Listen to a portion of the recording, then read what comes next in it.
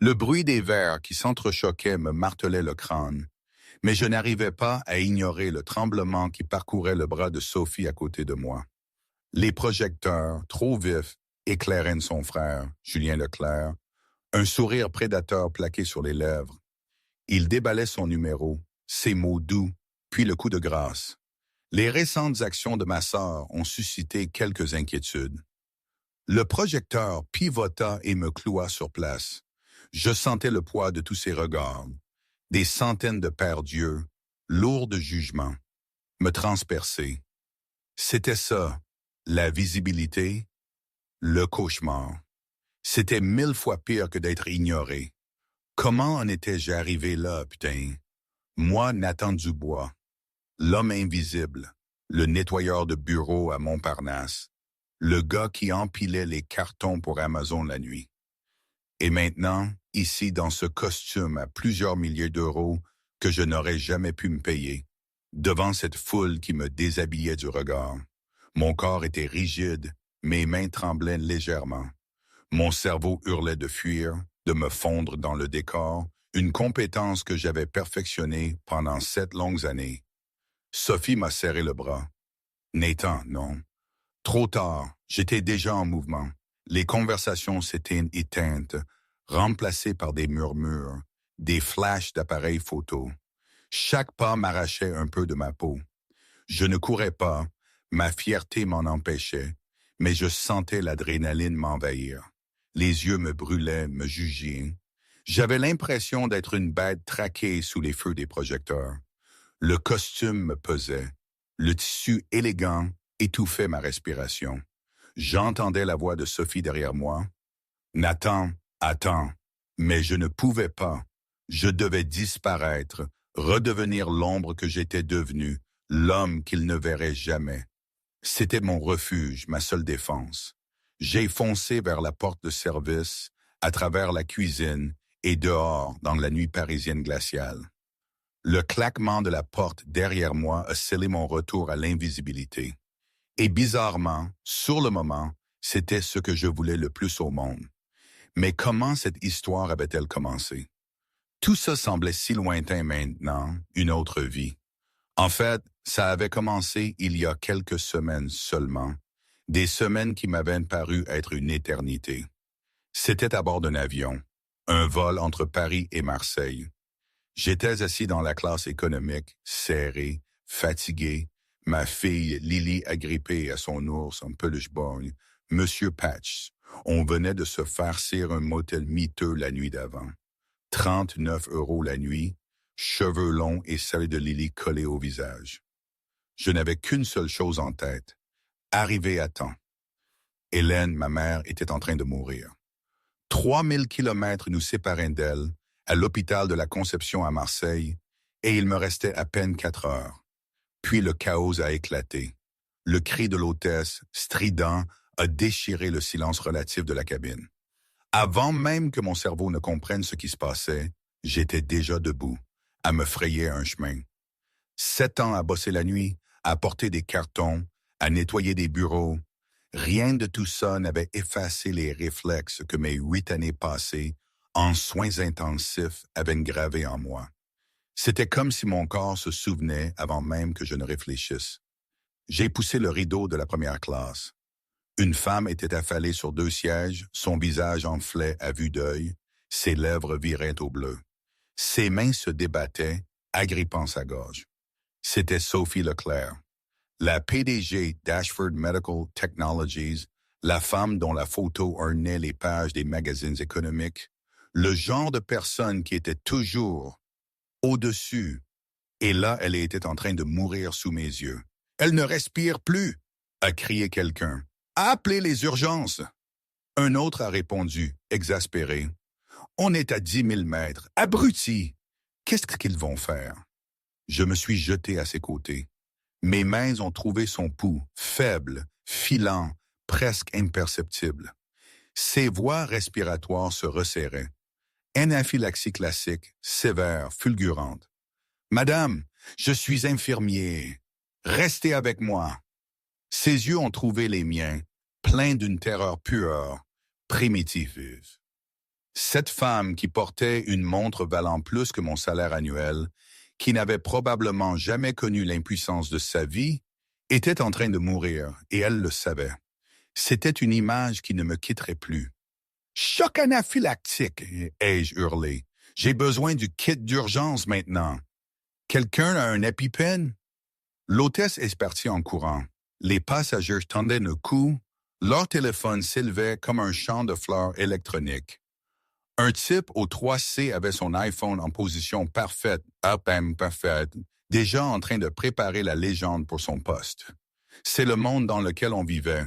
Même la mort devenait un spectacle. Papa? La petite voix a percé le chaos. Je me suis retourné. Lily était là, au bord de la première classe, serrant M. Patchez, l'ours borgne que Clara, sa mère, lui avait acheté la veille de sa mort dans la boutique de souvenirs de l'hôpital. Papa, la dame va mourir? Non, ma chérie. J'ai dit ça comme une promesse, comme si j'avais un quelconque pouvoir sur la mort. Elle va s'en sortir. Va t'asseoir. Lily n'a pas bougé ses yeux. Les mêmes yeux que Clara, fixés sur moi avec cette intensité grave que seuls les enfants de 8 ans possédaient. L'hôtesse est revenue avec le kit médical. J'ai attrapé l'EpiPen, vérifié la date de péremption, l'ai positionné sur la cuisse de Sophie. 1, 2, 3. J'ai appuyé. Maintenu pendant 10 secondes, comptant mentalement comme j'avais compté 1000 fois auparavant. Dans une autre vie, quand je portais des blues au lieu de chaussures rafistolées avec du Chatterton. Respirez avec moi, ai-je dit, d'une voix lente et calme. Inspirez, expirez. Vous vous en sortez très bien. La couleur est revenue à son visage. Le gonflement a commencé à diminuer. Elle a haleté, toussé, puis respiré. La cabine a éclaté en applaudissements. J'ai à peine entendu. Je vérifiais déjà ses signes vitaux, surveillais sa respiration, calculais si elle aurait besoin d'une deuxième dose. Monsieur, l'hôtesse a touché mon épaule, vous lui avez sauvé la vie. Pouvons-nous avoir votre nom? La compagnie aérienne voudra... Mon estomac s'est tordu. J'ai regardé ma montre. 3h42. C'était le temps qu'il me restait pour atteindre Marseille, tenir la main de ma mère, lui dire adieu. Surveillez-la attentivement, ai-je dit, déjà debout. Une deuxième dose dans 15 à 20 minutes si les symptômes reviennent. Préparez des ambulanciers à la porte d'arrivée. Monsieur, votre nom. Mais j'étais déjà reparti, traversant le rideau, de retour à la rangée 38 vers Lily, qui m'attendait avec M. Patch serré contre sa poitrine. Elle va bien, papa? Elle va bien, ma puce. Je l'ai serrée dans mes bras. Elle sentait le shampoing bon marché du motel de la veille. Elle a dit, « Tu l'as sauvé comme un super-héros. » Pas un super-héros, ma petite Rose, juste quelqu'un qui savait quoi faire. J'ai murmuré, le cœur serré. Derrière nous, en première classe, Sophie Leclerc essayait de se redresser. Elle cherchait dans la cabine, cherchait l'homme aux mains rugueuses et aux yeux doux qui l'avait ramené du bord de la mort. Mais j'étais parti, dissous dans la foule des passagers de l'économie, comme si je n'avais jamais existé. Sophie Leclerc n'était pas devenue milliardaire en acceptant les mystères. Elle avait bâti Ashford Medical Technologies à partir d'une carte de crédit saturée et d'un refus d'échouer. 15 ans de journée de 18 heures. 15 ans à être la première arrivée et la dernière partie. 15 ans à tout sacrifier, relations, santé, bonheur, sur l'autel du succès. Il lui restait 19 jours avant la plus grande introduction en bourse de technologie médicale de l'histoire du Nasdaq, et elle avait failli mourir en mangeant des crevettes à 10 000 mètres. Les ambulanciers l'attendaient à la porte d'arrivée à Marseille. Elle a passé 4 heures à l'hôpital de la Conception, surveillée, testée, se faisant répéter à quel point elle avait eu de la chance. Quelques minutes de plus sans intervention, avait dit le médecin, et nous aurions une conversation très différente. Sophie ne se sentait pas chanceuse, elle se sentait hantée. Qui sauve la vie d'un inconnu et ne demande absolument rien en retour? Elle a revécu le moment encore et encore. Mes mains sur son visage, ma voix perçant le brouillard. Restez avec moi. Vous allez vous en sortir. Je l'avais dit comme si je le pensais, comme si sa survie lui importait personnellement, comme si elle était un être humain plutôt qu'un actif net. Quand quelqu'un l'avait-il regardé de cette façon pour la dernière fois? Madame Leclerc, son assistant était apparu à la porte. Le conseil d'administration est inquiet. Ils ont essayé de vous joindre. Monsieur Julien a appelé 6 fois. Julien, son jeune frère. 15 ans qu'il attendait qu'elle trébuche. 15 ans à observer, calculer, se positionner pour le moment où elle montrerait de la faiblesse. Dites-lui que je vais bien. Dites à tout le monde que je vais bien. Et trouvez-moi Pierre Martin, le détective privé. Je veux trouver l'homme qui m'a sauvé la vie. J'étais arrivé à l'hôpital de la Conception avec 8 minutes d'avance. Hélène Dubois gisait dans un lit qui semblait trop grand pour sa silhouette amaigrie. Le cancer lui avait tout pris, son poids, sa couleur, son indépendance. Mais ses yeux étaient toujours vifs, toujours lucides, toujours les mêmes yeux qui m'avaient vu faire mes premiers pas, obtenir mon diplôme d'infirmier, épouser l'amour de ma vie. Tu as réussi. Sa voix n'était qu'un murmure. J'ai réussi, maman. Lily restait dans l'embrasure de la porte. Elle n'avait jamais vu la mort de près. Je n'étais pas sûr qu'elle doive la voir maintenant. Viens ici, petite. La main d'Hélène s'est levée faiblement de la couverture. Laisse-moi te regarder. Lily s'est approchée lentement, serrant M. Patches. Elle laisse monter sur le lit à côté de sa grand-mère, avec une délicatesse qui m'a brisé le cœur. Bonjour, grand-mère Hélène. Tu es devenue si grande, si belle. Les yeux d'Hélène se sont remplis de larmes. Comme ta maman, j'ai senti ma gorge se nouer. Clara. 7 ans que j'étais sans elle, et la simple mention de son nom me frappait encore comme un coup physique. Maman, ne te fatigue pas. Je me fatiguerai si je veux. Un éclair de la vieille Hélène têtue, féroce, impossible. Je suis en train de mourir, Nathan. J'ai le droit de dire ce que je veux. Grand-mère, tu vas au paradis? La voix de Lily était petite. J'espère, ma chérie. Ta maman y est. Je vais tout lui raconter sur toi. Comme tu es intelligente, comme tu es courageuse, comme ton papa t'aime. Le visage de Lily s'est froissé. Je ne veux pas que tu partes. Je sais, ma chérie. Je ne veux pas partir non plus, mais certaines choses, on ne les choisit pas. Les yeux d'Hélène ont trouvé les miens. On choisit seulement comment on vit avec. J'ai pris la main de ma mère. Sa peau était fine comme du papier. Je sentais les os en dessous. Laisse-moi tranquille, Nathan. Laisse ta grand-mère un instant avec ton papa. Lily m'a regardé. J'ai hoché la tête. Elle a embrassé doucement la joue d'Hélène, comme si elle avait peur de la briser, et s'est glissée hors de la pièce. Pendant un long moment, mère et fils sont restés en silence. « Tu as l'air terrible », a finalement dit Hélène. J'ai failli rire. « Merci, maman. Quand as-tu dormi pour la dernière fois? Mangé quelque chose qui ne venait pas d'un distributeur automatique? Je vais bien. Tu ne vas pas bien. Tu n'as pas été bien depuis 7 ans. La poigne d'Hélène s'est resserrée sur ma main. Je vais te dire quelque chose et tu vas écouter parce que je suis en train de mourir. Et ça veut dire que j'ai le dernier mot. Maman, tais-toi. Je parle. Nathan, tais-toi. Clara t'aimait plus que tout au monde, plus que sa propre vie. Quand elle est morte, une partie de toi est morte avec elle. J'ai compris ça. Je t'ai laissé de l'espace. Je t'ai regardé détruire ta carrière, accumuler les dettes, t'épuiser au travail, et je n'ai rien dit parce que je pensais que tu avais besoin de temps. Elle a fait une pause, reprenant ses forces. Mais 7 ans, Nathan, 7 ans à te cacher, 7 ans à faire semblant de vivre alors que tu ne fais que survivre. Ce n'est plus du deuil, c'est abandonner. Je n'ai pas abandonné. Je suis toujours là. Je continue de m'occuper de Lily. Tu la maintiens en vie. Il y a une différence. Les yeux d'Hélène étaient féroces. Clara ne voudrait pas ça.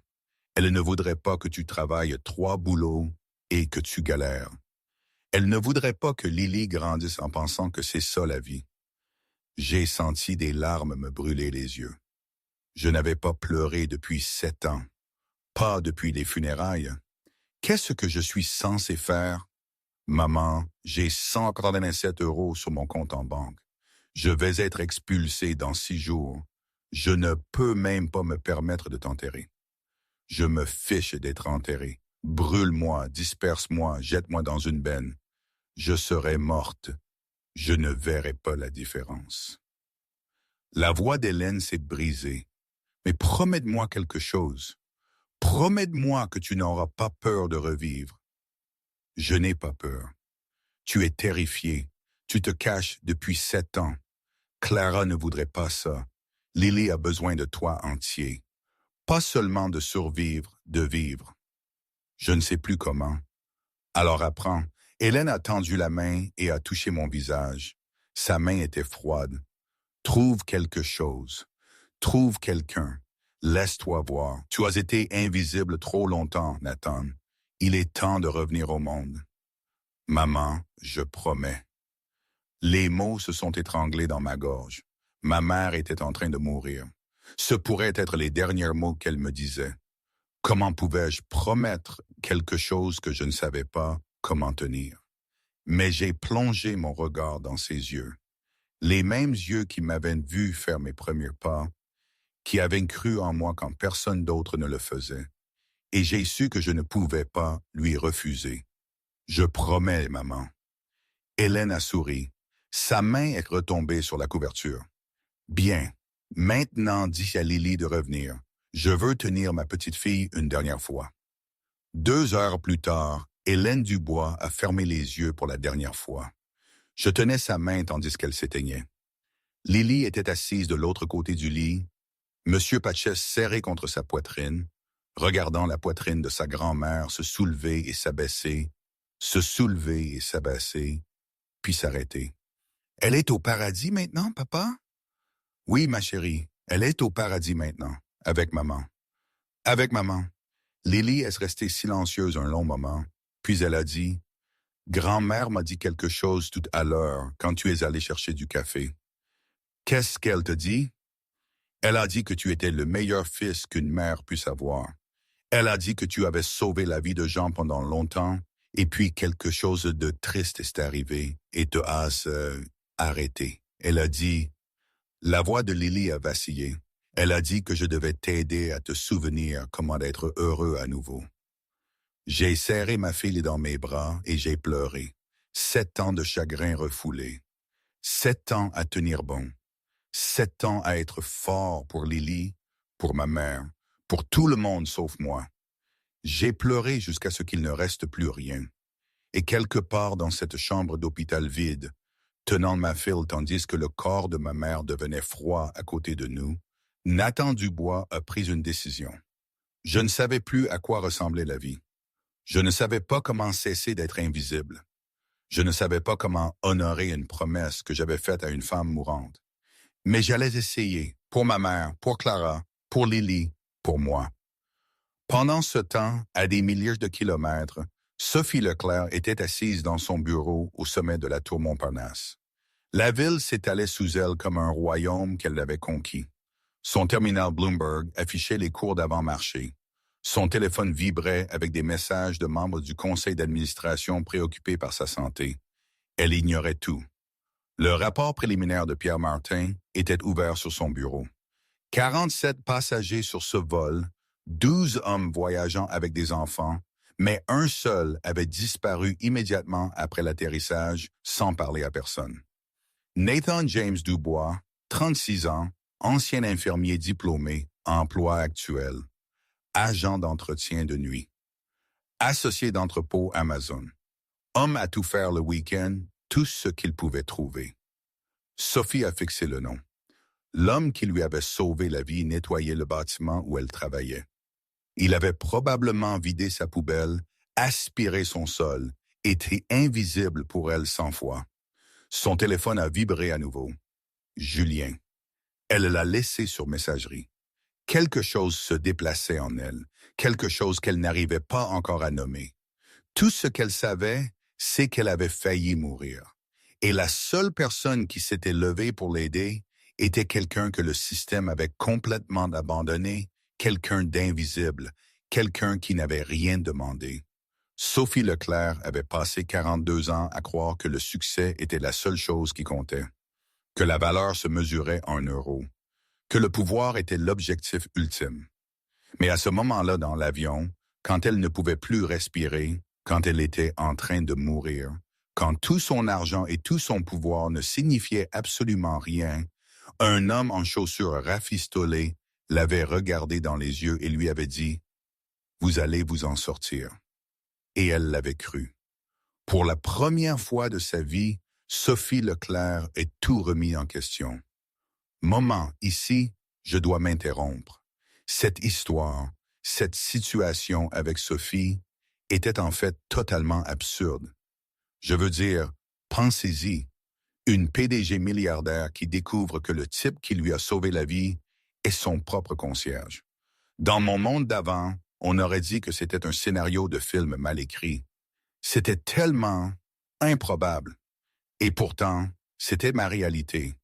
J'étais cet homme invisible dont elle parlait, celui qu'elle avait croisé 100 fois sans jamais me voir vraiment. Et elle était cette femme inaccessible, le symbole même du système qui m'avait brisé. Le destin a le sens de l'ironie, non? Ça paraît fou quand j'y pense. Je me souviens d'avoir souri amèrement en imaginant la scène où elle lisait ce rapport. Le grand écart entre nos deux vies, c'était un gouffre. Aucune idée de comment ça allait se passer et surtout si ça allait vraiment changer quelque chose. Enfin bref, revenons à nos moutons, ou plutôt à mes soucis. 3 jours plus tard, Pierre Martin a rappelé. « Votre homme mystérieux est un fantôme, a-t-il dit. C'est comme s'il s'était entraîné à être invisible. » Sophie s'est penchée en avant sur sa chaise. « Qu'est-ce que vous voulez dire, entraîner? » Certaines personnes apprennent à ne pas être vues. Ça veut généralement dire qu'elles ont passé beaucoup de temps à être ignorées ou qu'elles ont quelque chose à cacher. Il m'a sauvé la vie. Qu'est-ce qu'il pourrait bien cacher? C'est ce que j'essaie de découvrir. La voix de Pierre portait la lassitude de quelqu'un qui en avait trop vu. J'ai recoupé les admissions aux urgences à moins de 500 mètres de Marseille le jour de votre vol.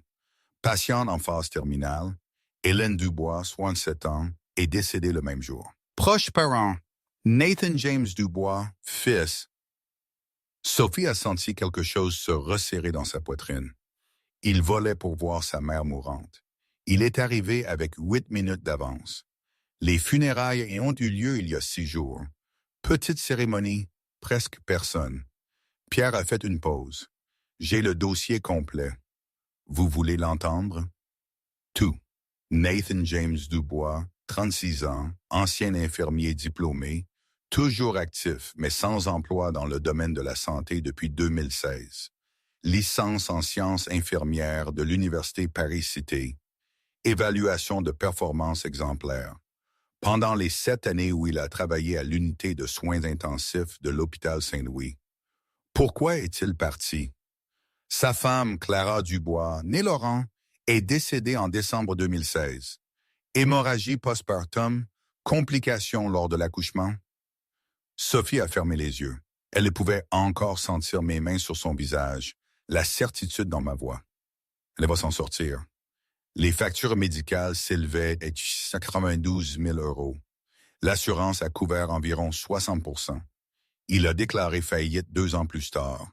A perdu sa maison. Sa cote de crédit est détruite. Emploi actuel. Agent d'entretien de nuit à la Tour Montparnasse. La Tour Montparnasse, a interrompu Sophie. Ce bâtiment. Oui, madame. 13,25 € de l'heure. Pas d'avantages sociaux. Il travaille aussi dans un entrepôt Amazon. 16,50 € de l'heure. Classé comme saisonnier pendant 14 mois.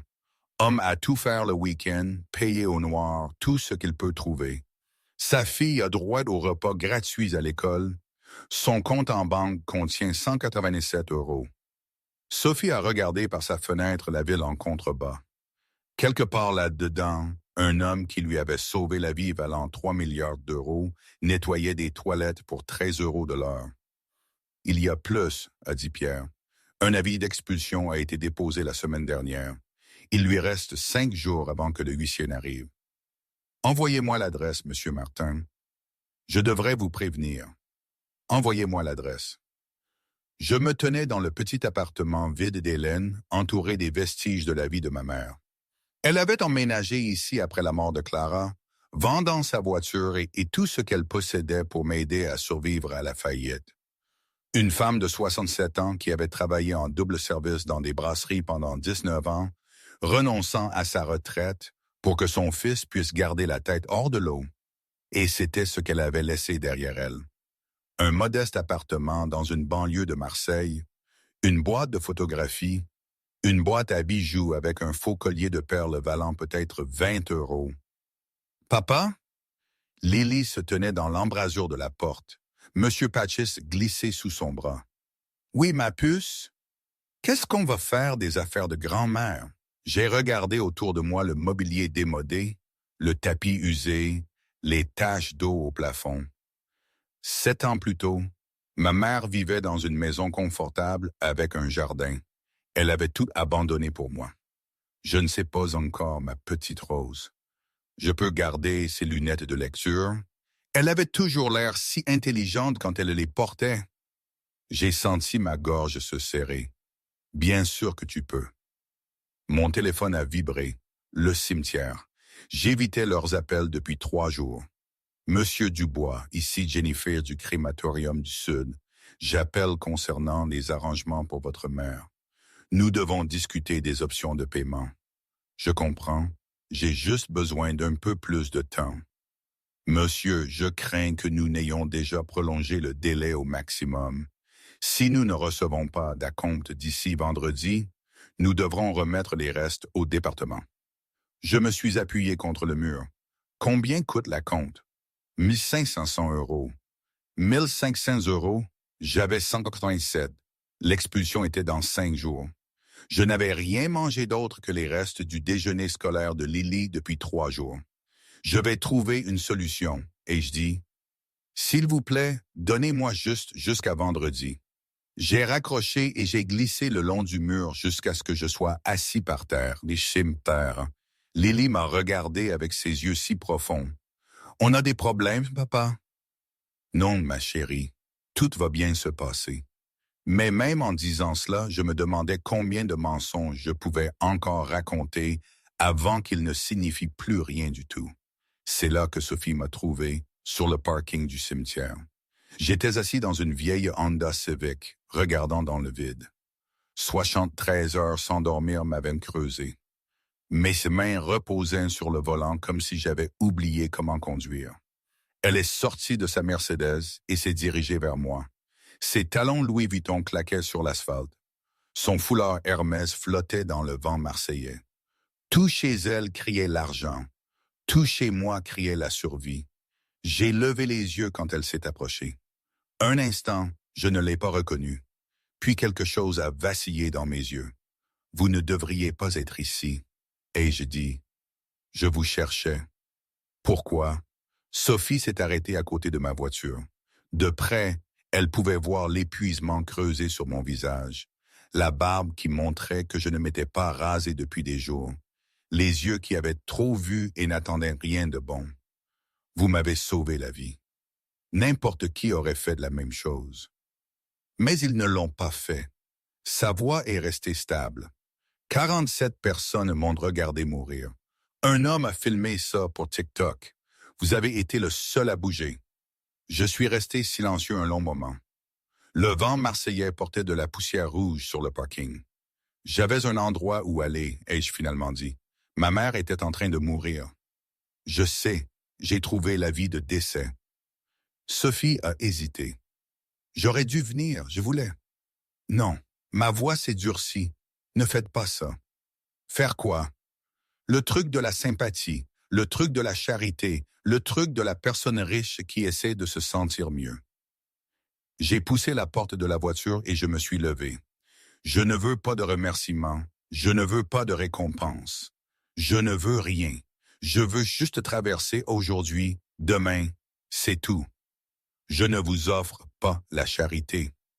Alors, qu'est-ce que vous offrez? Sophie a vu l'avis d'expulsion qui dépassait de ma poche. Elle avait lu le dossier, elle savait tout. La faillite, la dette, les 3 boulots qui ne suffisaient toujours pas. Laissez-moi vous aider. J'ai ri. C'était le son le plus triste que Sophie ait jamais entendu. M'aider. Vous voulez m'aider? Je me suis approché. Savez-vous à quoi ressemble l'aide de mon point de vue? L'aide, c'est de l'argent de la culpabilité. L'aide, c'est une milliardaire qui essaie de se racheter une conscience. L'aide, c'est tout ce que j'essaie de fuir depuis 7 ans. Ce n'est pas « ma femme est morte sur une table d'accouchement. Je l'ai coupée. Elle s'est vidée de son sang pendant qu'un algorithme d'assurance a passé 52 minutes à décider s'il fallait autoriser une procédure qui aurait dû être immédiate. Je me suis tenu là et j'ai regardé. J'étais infirmier. Je savais exactement ce qui se passait et je ne pouvais rien faire. Ma voix s'est brisée. Le système. Vous faites partie du système qui vous a rendu milliardaire.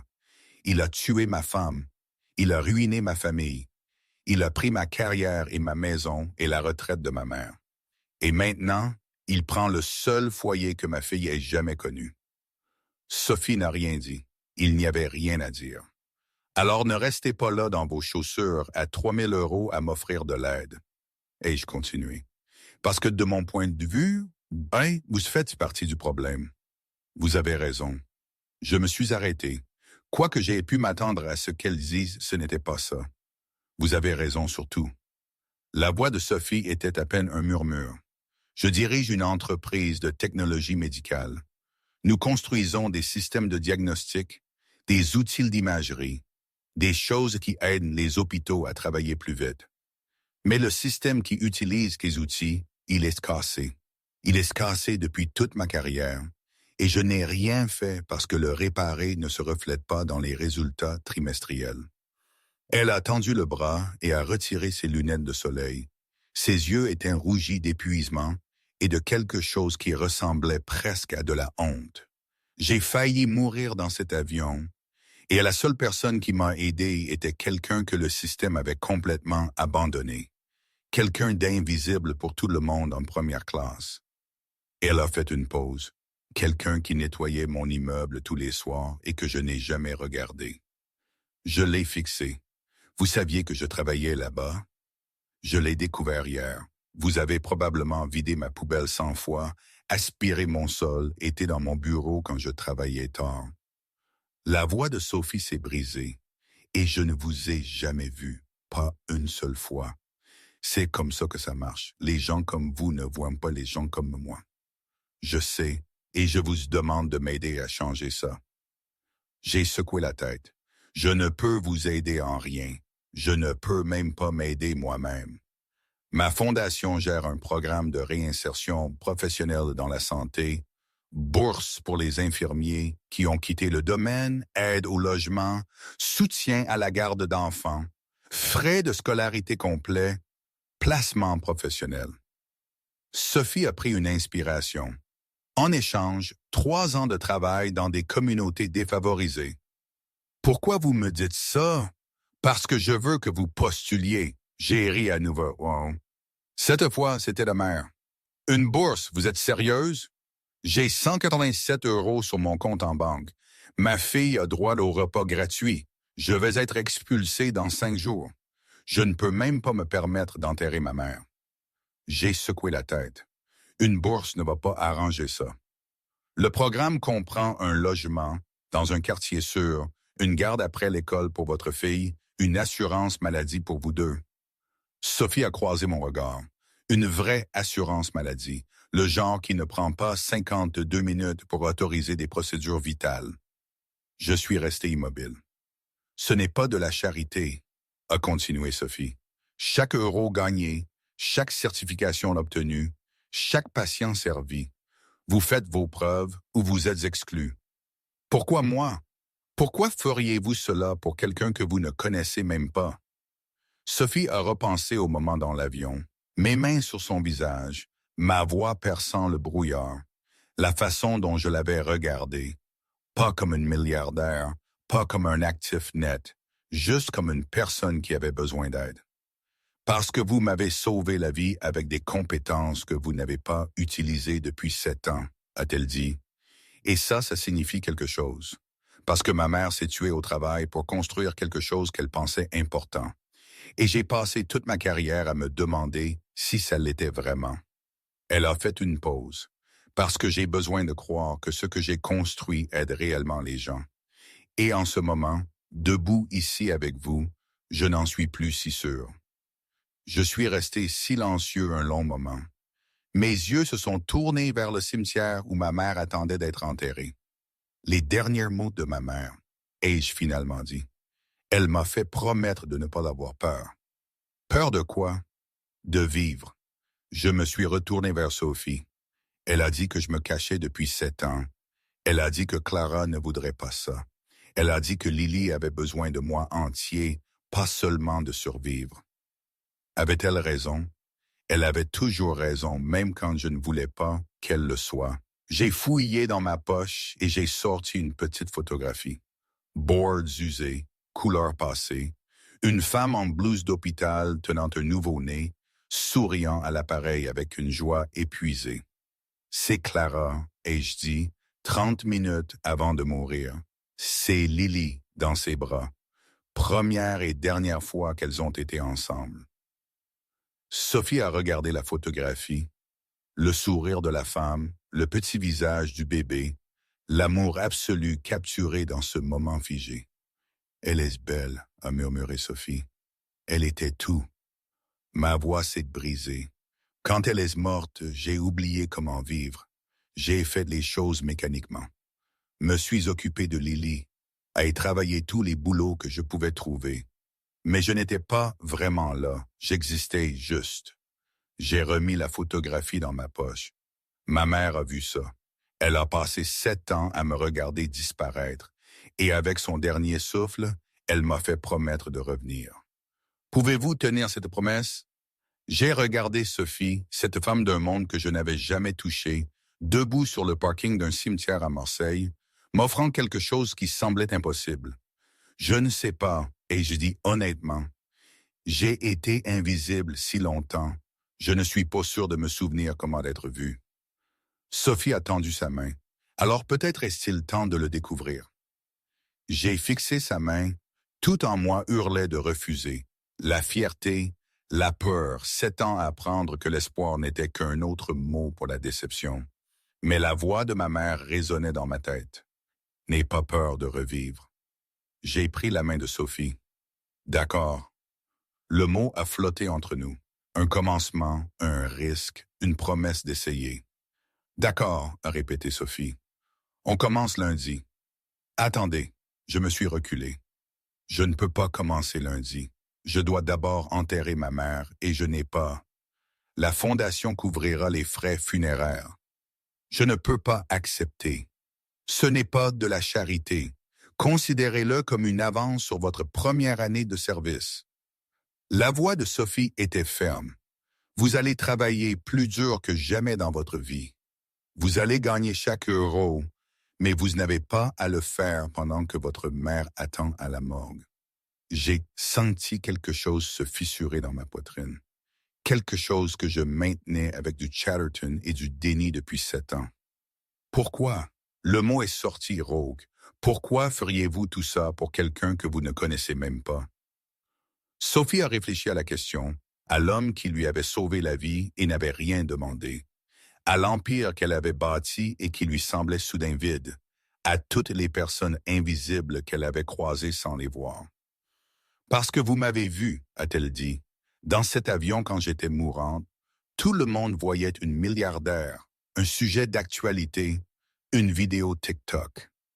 Mais vous avez vu une personne qui avait besoin d'aide, et vous avez aidé. Elle a croisé mon regard.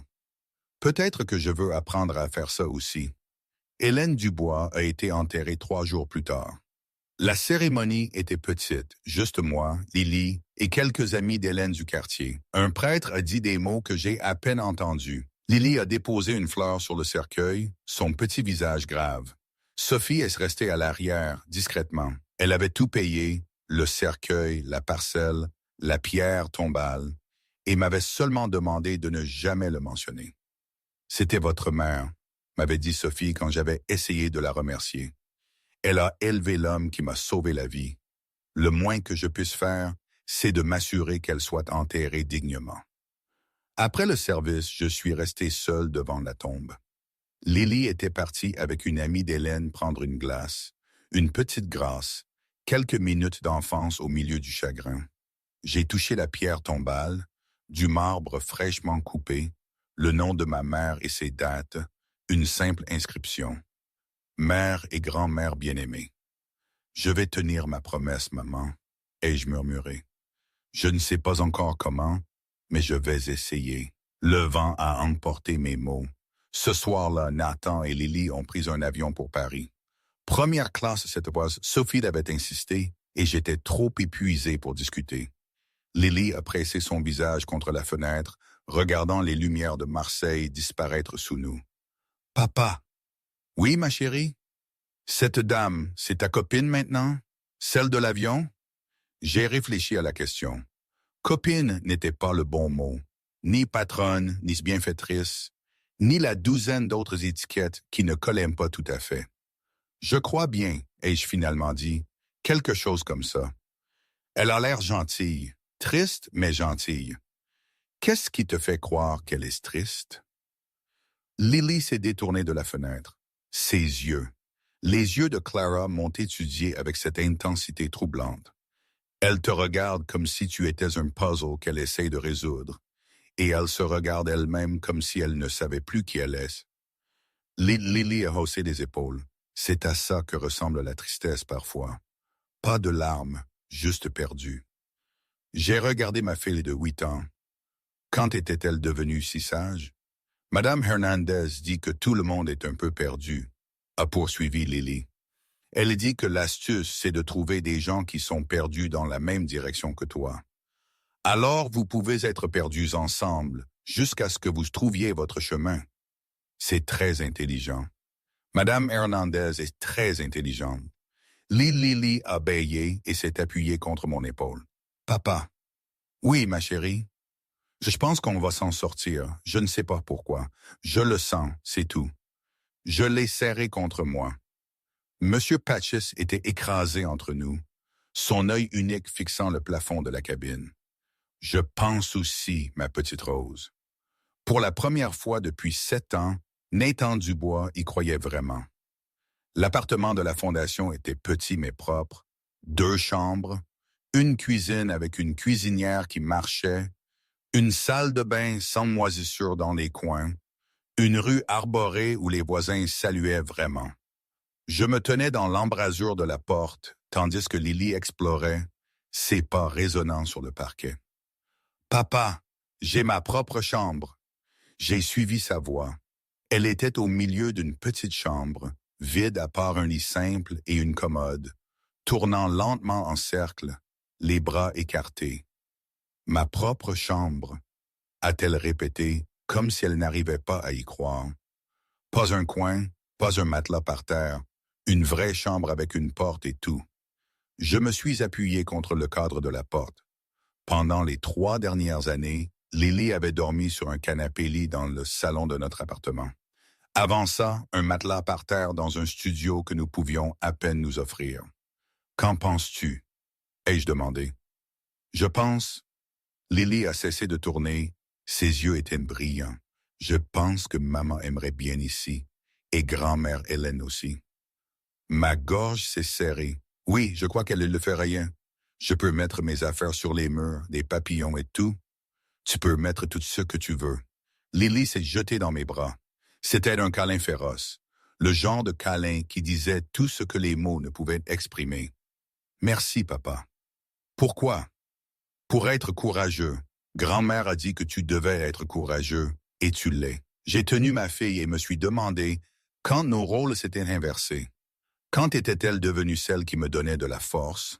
Cette nuit-là, après que Lily se soit endormie dans sa nouvelle chambre, la première fois de sa vie qu'elle avait son propre espace, je me suis assis seul à la table de la cuisine.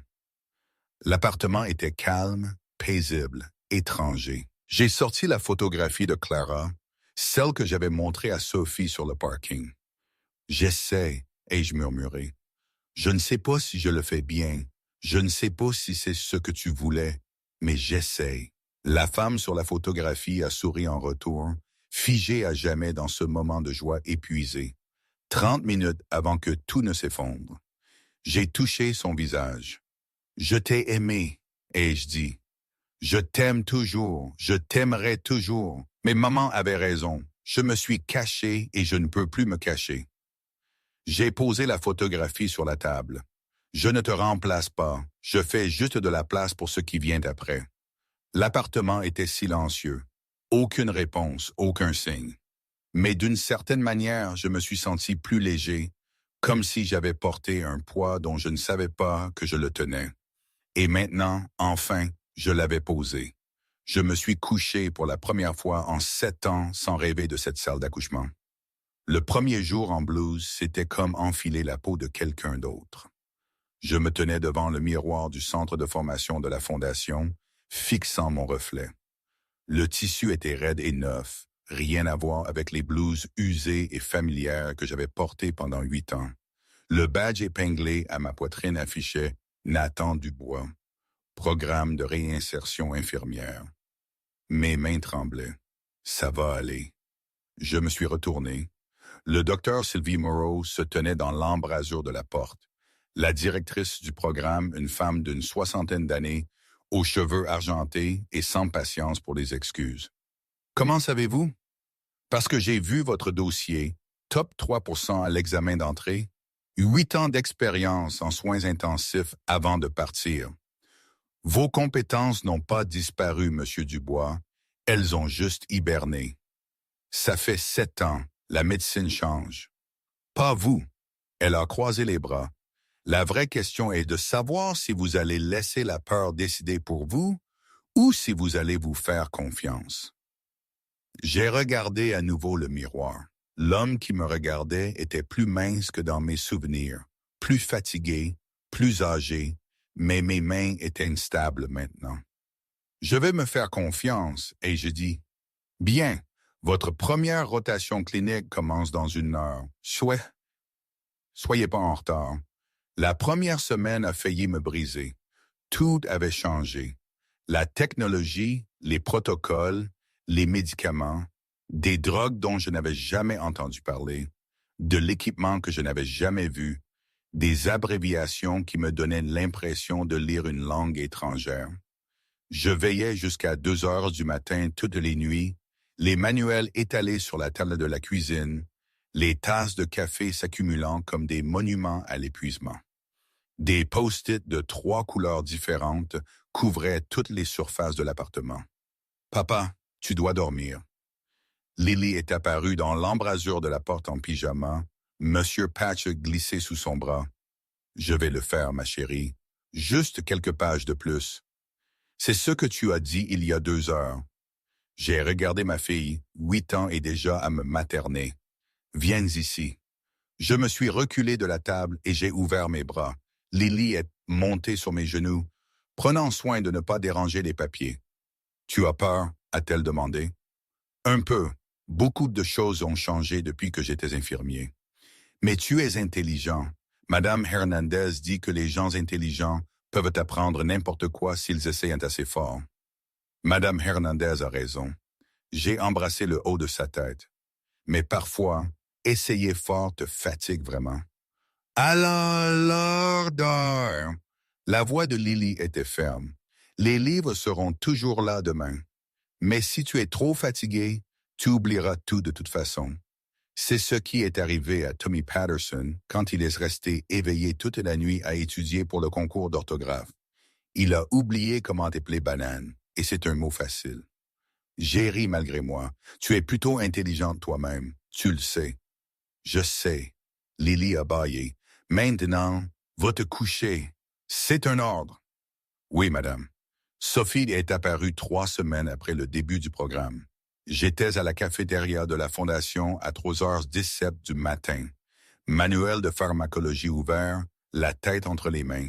J'avais lu la même page 9 fois et je ne me souvenais toujours pas de la différence entre le métoprolol et le carvedilol. N'arrivez pas non plus à dormir? J'ai levé les yeux. Elle portait un jean et un sweatshirt de Yale. Pas de maquillage, pas d'armure, plus humaine que je ne l'avais jamais vue. Examen final dans 6 heures, ai-je dit, et je bloque sur les bêta-bloquants. Sophie s'est assise en face de moi. Parlez-moi de votre femme. J'ai cligné des yeux, surpris par ce non-séquiture. Quoi? Votre femme, Clara? Parlez-moi d'elle. Je l'ai fixé un long moment, essayant de comprendre son intention. Mais ses yeux ne montraient aucun calcul, juste une curiosité sincère. Pourquoi? Parce que vous la portez seule depuis 7 ans, et parfois, parler aide. J'ai baissé les yeux sur mon manuel. Les mots se sont brouillés. Elle était institutrice, ai-je finalement dit. Éducation spécialisée, des enfants avec des difficultés d'apprentissage, des problèmes de comportement, des enfants pour lesquels personne d'autre n'avait de patience. Ça a l'air difficile. Ça l'était, mais elle adorait ça. Ma voix s'est adoucie avec le souvenir. Elle rentrait couverte de peinture aux doigts et de paillettes, sentant le Play-Doh, me racontant qu'un enfant de 5 ans avait dit sa première phrase complète ou avait noué ses chaussures sans aide. Sophie était silencieuse à l'écoute. Elle est tombée enceinte de Lily. Grossesse facile, aucune complication. Tout le monde disait que ça irait. J'ai serré la mâchoire, puis l'accouchement. Tout a mal tourné d'un coup. Décollement placentaire, hémorragie massive. J'étais là, j'étais infirmier. Je savais exactement ce qui se passait. Mais vous n'étiez pas son médecin. Non, j'étais son mari. J'ai dû me tenir là et regarder pendant qu'ils attendaient l'autorisation. 52 minutes. Chaque seconde, je la regardais s'éloigner, sachant exactement ce qui se passait, impuissant à l'arrêter. Sophie a tendu la main sur la table et a couvert la mienne. Quand ils ont finalement approuvé la chirurgie, il était trop tard, ai-je continué. Elle m'a regardé, du sang partout, les moniteurs hurlant, et elle a murmuré « Prends soin de notre petite Rose, promets-moi. » Puis sa main s'est relâchée dans la mienne. C'est pour ça que vous avez quitté les soins infirmiers. Chaque patient est devenu elle. Chaque bleu, j'entendais ses moniteurs. Je ne pouvais plus fonctionner. J'ai essuyé mes yeux. Alors, je me suis enfui. J'ai pris des emplois où je ne pouvais décevoir personne, où personne ne dépendait de moi pour les maintenir en vie. Mais vous m'avez sauvé? J'ai croisé son regard. Vous n'étiez pas une patiente. Vous étiez juste une personne qui avait besoin d'aide. Mon corps a bougé avant que mon cerveau ne puisse l'arrêter. C'est peut-être ce que vous êtes vraiment. La voix de Sophie était douce, Gwen. Quelqu'un qui bouge quand tout le monde gèle. Les mots ont flotté dans l'air entre nous. Puis-je vous demander quelque chose, ai-je dit? Tout ce que vous voulez. Pourquoi êtes-vous ici à 3 heures du matin dans la cafétéria d'un bâtiment que vous possédez probablement? Sophie est restée silencieuse un long moment. Ma mère est morte quand j'avais 24 ans, a-t-elle finalement dit. Crise cardiaque, seule dans son bureau à 2 heures du matin. Elle travaillait 18 heures par jour, aussi longtemps que je me souvienne, bâtissant son entreprise, faisant ses preuves sans jamais s'arrêter. Je suis désolé. Ne le soyez pas. Elle a fait ses choix. La voix de Sophie était neutre. Mais après sa mort, j'ai juré que je serais différente. Je travaillerais dur, mais j'aurais une vie. J'aurais des relations. J'aurais quelque chose au-delà des résultats trimestriels. Qu'est-ce qui s'est passé? Sophie a ri amèrement.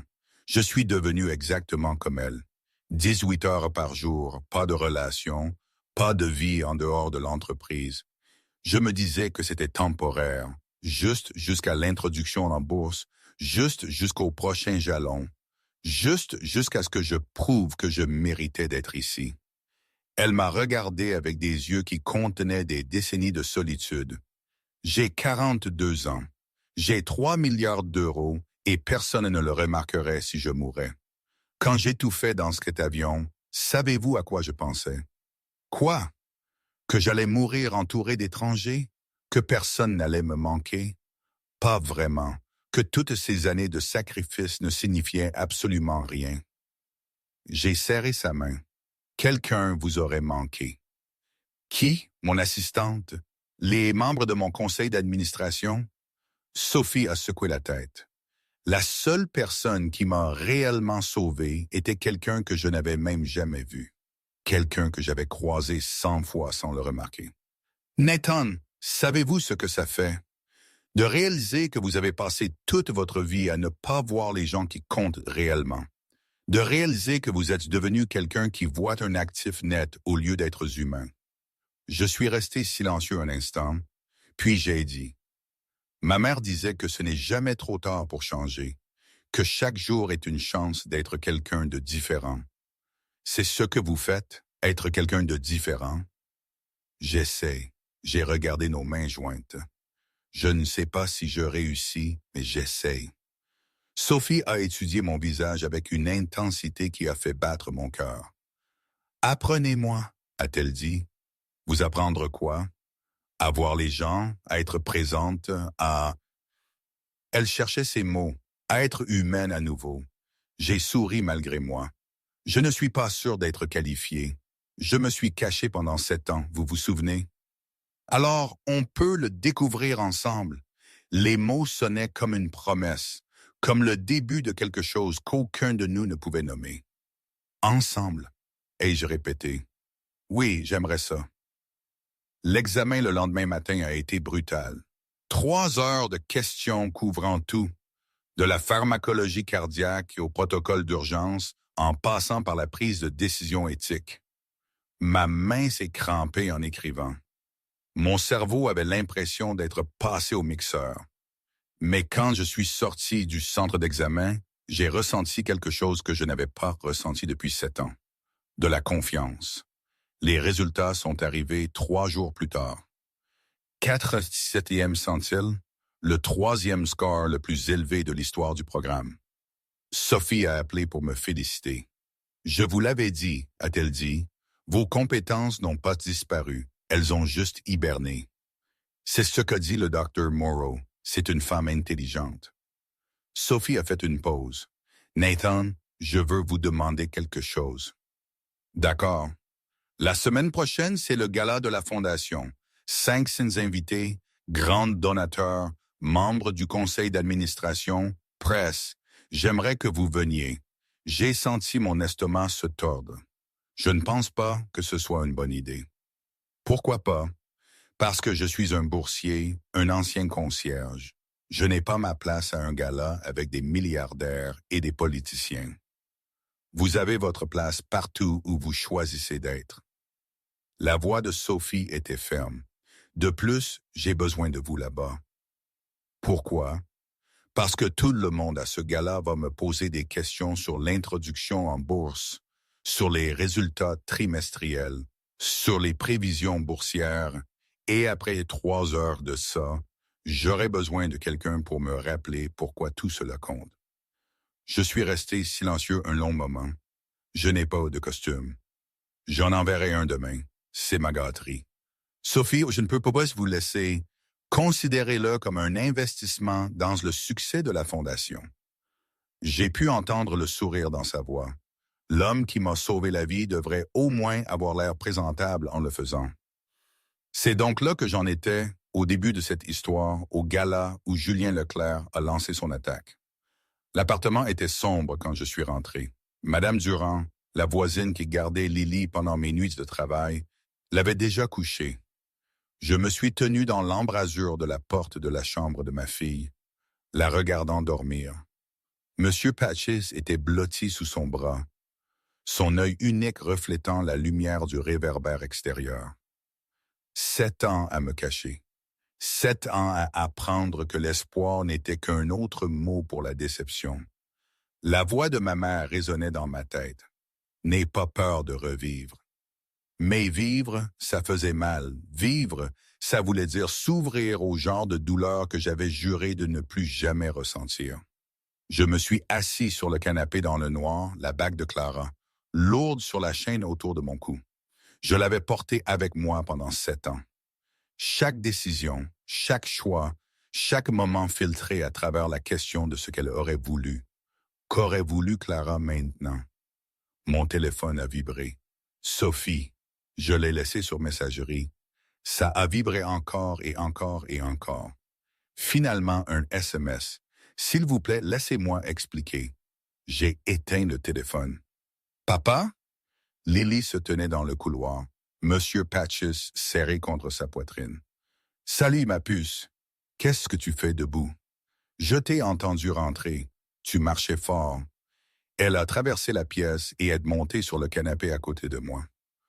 Pourquoi tu es assis dans le noir? Juste à penser. À quoi? J'ai regardé ma fille, 8 ans, et elle avait déjà connu plus de pertes que la plupart des gens n'en connaissent dans une vie. Sa mère morte avant qu'elle ne puisse former des souvenirs. Sa grand-mère enterrée il y a moins de 2 mois. Son père luttant pour tenir bon pendant que le monde trouvait de nouvelles façons de le déchirer. À savoir si j'ai fait une erreur, ai-je dit. Quel genre d'erreur? Venir ici, faire confiance à quelqu'un, croire que les choses pourraient être différentes. Lily est restée silencieuse un instant, puis elle a dit « Madame Hernandez nous a raconté une histoire aujourd'hui sur une tortue. » Une tortue? Oui, la tortue avait peur d'être blessée, alors elle restait tout le temps dans sa carapace. Elle ne sortait jamais, ne se faisait jamais d'amis, ne voyait jamais le soleil. Et un jour, elle a réalisé qu'elle avait passé toute sa vie en sécurité, mais qu'elle n'avait jamais vraiment vécu. J'ai senti ma gorge se serrer. Qu'est-il arrivé à la tortue? Elle est sortie de sa carapace. Et oui, parfois elle a été blessée, mais elle a aussi trouvé des amis, et a vu de belles choses, et a vécu des aventures. Lily m'a regardé avec ses 2 yeux sages. Madame Hernandez dit que la morale est qu'être en sécurité n'est pas la même chose qu'être heureux. Et si tu as trop peur d'être blessé, tu as trop peur de vivre. J'ai serré ma fille contre moi. Quand était-elle devenue si intelligente? Quand avait-elle commencé à comprendre des choses que j'avais encore du mal à saisir? Papa. Oui, ma chérie. Je ne sais pas ce qui s'est passé ce soir, mais je sais que Madame Sophie est ton amie. Et les amis font des erreurs parfois, mais ça ne veut pas dire que ce sont de mauvaises personnes. Lily a fait une pause. Peut-être que tu devrais lui parler avant de décider qu'elle ne le vaut pas. J'ai regardé ma fille. Quand étais-tu devenue si sage? J'ai toujours été sage. C'est toi qui n'écoutes pas bien. Malgré tout, j'ai ri. On n'écoute pas bien. C'est ce que j'ai dit. Lily a bâillé. Je peux dormir avec toi ce soir? Je ne veux pas être seul. J'ai embrassé le haut de sa tête. Oui, ma chérie, tu peux dormir avec moi. Ils ont marché vers ma chambre ensemble. Lily portant M. Patches, moi portant le poids de décisions que je n'avais pas encore prises. Mais quelque chose avait changé. Quelque chose avait fissuré l'armure que je construisais depuis 7 ans. Peut-être qu'il était temps de sortir de ma carapace. Le coup frappé à la porte est venu à 6 heures du matin. J'étais déjà réveillé. Je n'avais pas vraiment dormi, préparant du café dans la cuisine pendant que Lily somnolait dans mon lit. J'ai ouvert la porte, m'attendant à Madame Durand. Sophie se tenait dans le couloir. Elle avait l'air dévastée, maquillage étalé, cheveux en bataille. La même robe de la nuit dernière, maintenant froissée et tachée de ce qui ressemblait à des larmes. Elle avait clairement veillé toute la nuit. « Je ne savais pas », a-t-elle dit. « Je vous jure, Nathan, je ne savais pas qu'il allait faire ça. Entrez, vous allez réveiller les voisins. » Elle est entrée dans l'appartement. Ses yeux ont balayé le petit espace, les meubles d'occasion, les dessins d'enfants sur le réfrigérateur, la pile de manuels médicaux sur la table de la cuisine. « Je n'ai jamais été ici », a-t-elle réalisé. « Non, vous n'y avez pas été. J'aurais dû venir, j'aurais dû voir comment vous vivez au lieu de simplement... » Elle s'est interrompue, au lieu de simplement vous voir quand ça m'arrangeait. Je lui ai tendu une tasse de café. Elle a serré ses mains autour comme si c'était une bouée de sauvetage. Julien préparait ça depuis des semaines. Des détectives privés, de la surveillance. Il savait tout. Les frais funéraires, le costume, les nuits où je suis resté tard à la fondation quand vous étudiez. Il attendait le bon moment pour l'utiliser. Pourquoi? Parce qu'il veut ma place. Il l'a toujours voulu. Et il sait que le meilleur moyen de me faire tomber n'est pas par l'entreprise. C'est par mon jugement. S'il peut faire croire au conseil que j'ai perdu mon objectivité, ils me pousseront dehors. Je me suis assis en face d'elle. Avez-vous perdu votre objectivité? Sophie m'a regardé un long moment. Oui, a-t-elle dit. Je l'ai fait, mais pas de la manière dont Julien le pense. Qu'est-ce que vous voulez dire? Je veux dire que j'ai lancé ce programme pour aider les infirmières à reprendre le travail. J'ai commencé à vous aider parce que vous m'avez sauvé la vie et je me sentais coupable. J'ai continué à vous aider parce que votre histoire m'a ému. Elle a fait une pause, mais en cours de route, il n'était plus question de culpabilité. Il n'était plus question du programme, il a commencé à être question de vous. J'ai senti mon cœur battre. Sophie, je ne dis pas ça bien. Elle a posé la tasse de café. Je ne sais pas comment le dire. J'ai passé 42 ans à construire des murs. Je ne sais pas comment parler de mes sentiments. Je ne sais pas comment être vulnérable. Tout ce que je sais, c'est que quand je suis avec vous, je me sens comme un être humain au lieu d'un bilan. C'est ce que je ressens aussi. Les mots sont sortis avant que je ne puisse les arrêter. Le souffle de Sophie s'est coupé. Vous aussi? Je me suis caché pendant 7 ans, me disant que je n'avais besoin de personne, que Lily suffisait, que je pouvais juste survivre et que ce serait bien. J'ai croisé son regard. Mais ma mère avait raison. Survivre n'est pas la même chose que vivre. Et quand je suis avec vous, j'ai l'impression que je pourrais peut-être apprendre à vivre à nouveau. Même après ce qui s'est passé la nuit dernière? La nuit dernière n'était pas de votre faute. C'était celle de Julien. Mais les conséquences sont temporaires. Je me suis penché en avant. Julien veut vous détruire en transformant ça en une histoire sur nous. Alors on ne le laissera pas faire. On va prouver que le programme fonctionne. On va prouver que votre jugement est sain. On va montrer au Conseil que ce que vous construisez compte réellement. Comment? En finissant le programme. En prouvant que chaque bourse, chaque euro, chaque heure de soutien produit des résultats qui parlent d'eux-mêmes. J'ai pris sa main. Vous avez cru en moi quand j'étais invisible. Laissez-moi prouver que cette confiance était justifiée. Les yeux de Sophie se sont remplis de larmes. Nathan, Papa? Lily est apparue dans l'embrasure de la chambre, se frottant les yeux. Pourquoi Madame Sophie est là? Il est super tôt. Sophie a rapidement essuyé son visage. Je suis désolée, ma puce. Je ne voulais pas te réveiller. Lily l'a étudié avec cette intensité troublante. Tu as pleuré. Tes yeux sont tout rouges. J'ai eu une mauvaise nuit. Il s'est passé quelque chose de grave. Sophie a jeté un coup d'œil à Nathan. J'ai hoché légèrement la tête. Un homme méchant a dit des choses sur moi et sur ton papa, a dit Sophie avec prudence. Il essayait de nous faire du mal. Le visage de Lily s'est durci. C'est pas gentil. C'était qui? Je le dirai à Madame Hernandez. Elle dit qu'il faut dénoncer les brutes. Malgré tout, Sophie a ri. J'apprécie le soutien, ma puce, mais c'est une brute adulte. Je dois m'en occuper moi-même. Tu vas te battre contre lui, d'une certaine manière, mais pas avec des poings, avec la vérité. Lily a hoché la tête solennellement. Bien, la vérité est la meilleure arme. C'est ce que grand-mère Hélène a dit. Elle a regardé entre Sophie et moi. Vous êtes toujours amis? Oui, ma chérie, ai-je dit. On est toujours amis. Bien, parce que j'aime bien Madame Sophie et je pense qu'elle te rend heureux. Lily a bâillé. On peut manger des crêpes? J'ai faim. J'ai regardé Sophie. Tu veux rester pour le petit déjeuner? Je ne devrais pas. J'ai une réunion du conseil d'administration dans 3 heures. Julien va essayer de me déchiqueter. Alors tu dois manger d'abord. Tu ne peux pas mener une guerre l'estomac vide. Sophie a hésité, puis elle a souri d'un vrai sourire, le premier que j'ai vu depuis le gala. D'accord, mais seulement si je peux aider à les faire. Le visage de Lily s'est illuminé. Madame Sophie peut les retourner. Papa les brûle toujours. Je ne les brûle pas toujours. Tu les as brûlés la semaine dernière et la semaine d'avant. Et, d'accord, d'accord, je me suis levé. Madame Sophie est officiellement responsable des retours. Ils ont fait des crêpes ensemble. Moi, je mélangeais la pâte. Sophie, elle, s'occupait de la crêpière. Lily mettait de la table avec des assiettes dépareillées.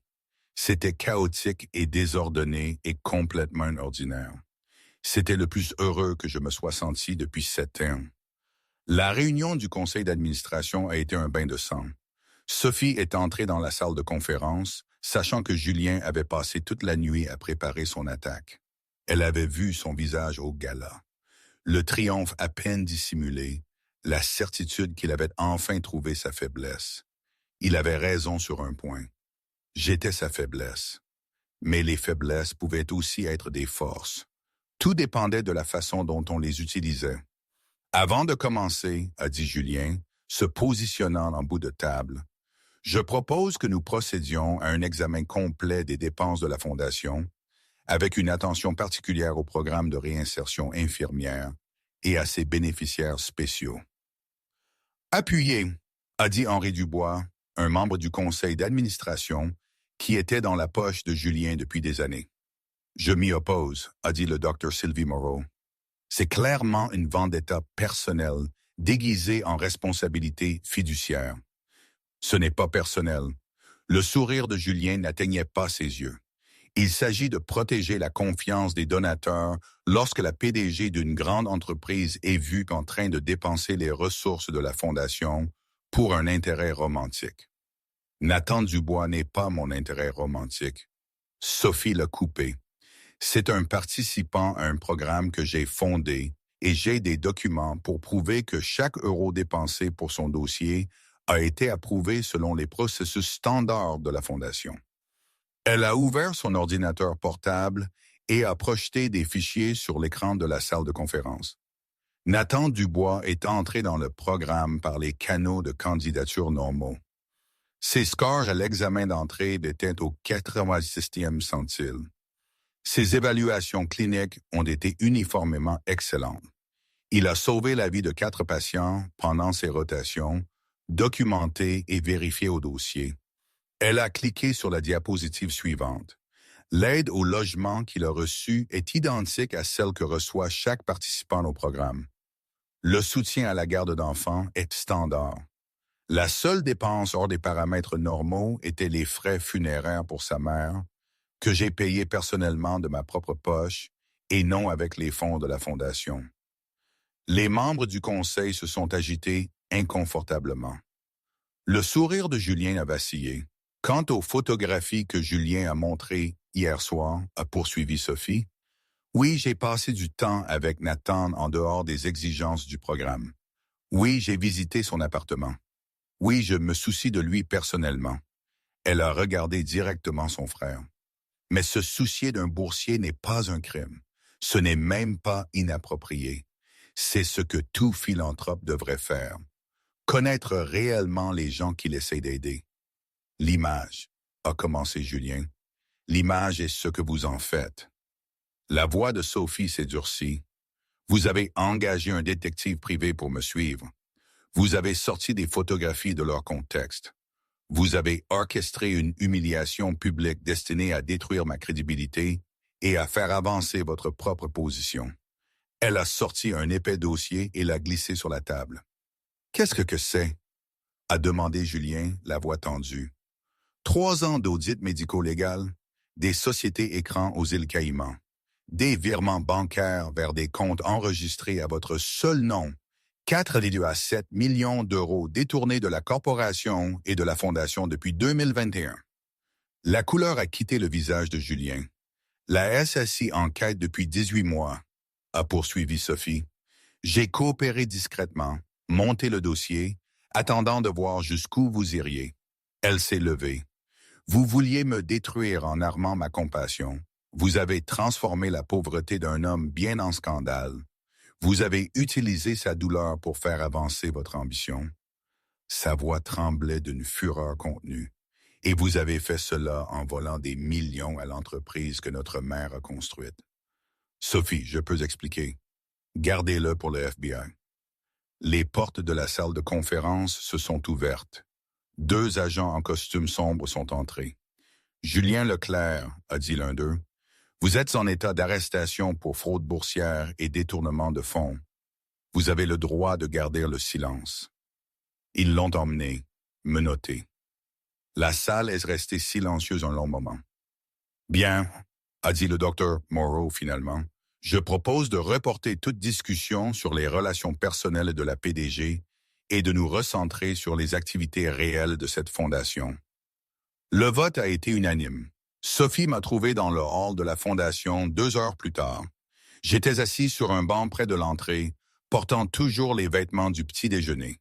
J'ai levé les yeux quand elle s'est approchée. Eh bien, Julien a été arrêté. Le conseil d'administration a voté à l'unanimité pour me soutenir. Sophie s'est assise à côté de moi. C'est fini. J'ai laissé échapper un soupir que je retenais depuis des heures. J'étais inquiet. Moi aussi. Elle a pris ma main. Mais si tu avais raison, la vérité est la meilleure arme. Lily a dit ça. Elle cite sa grand-mère maintenant. Enfant intelligente. Elle tient ça de sa mère. Ils sont restés en silence un instant. Le hall était vide à part un agent de sécurité à la réception. Qu'est-ce qui se passe maintenant? Ai-je demandé. Maintenant, tu termines le programme, tu obtiens ta certification, tu redeviens infirmier. Sophie m'a serré la main. Et ensuite, nous verrons ce qui vient. Que veux-tu qu'il vienne? Sophie s'est tournée vers moi. Cet homme qui lui avait sauvé la vie dans un avion. Cet homme qui lui avait appris ce que invisible signifiait. Cet homme qui lui avait montré que la valeur ne se mesurait pas en euros. Je veux apprendre à être heureuse, a-t-elle dit. Je veux arrêter de construire des murs. Je veux laisser quelqu'un entrer. Elle a fait une pause. Je veux voir si ça, quoi que ce soit entre nous, peut devenir quelque chose de réel. J'ai senti mon cœur battre. Je veux ça aussi. Même si c'est compliqué, tout ce qui vaut la peine d'être eu est compliqué. Même si je suis un désastre, on est tous les deux des désastres. J'ai souri. Peut-être qu'on peut être des désastres ensemble. Sophie a ri. C'était le son d'une armure qui se fissure, de murs qui s'effondrent, d'une femme qui s'autorise enfin à ressentir. Ensemble, a-t-elle répété. J'aimerais ça. Elle a posé sa tête sur mon épaule. Ils sont restés là dans le hall vide, 2 personnes brisées se soutenant mutuellement. Enfin prêtes à arrêter de se cacher, enfin prêtes à vivre.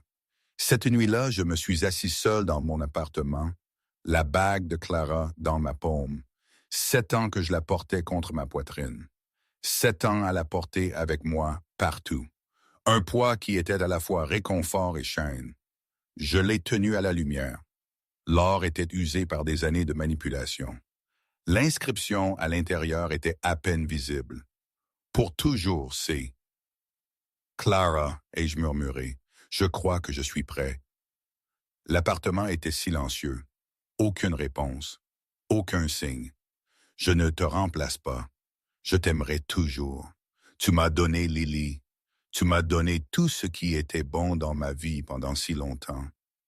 Ma voix s'est brisée. Mais maman avait raison. Je me suis caché. Et il y a quelqu'un qui me voit vraiment.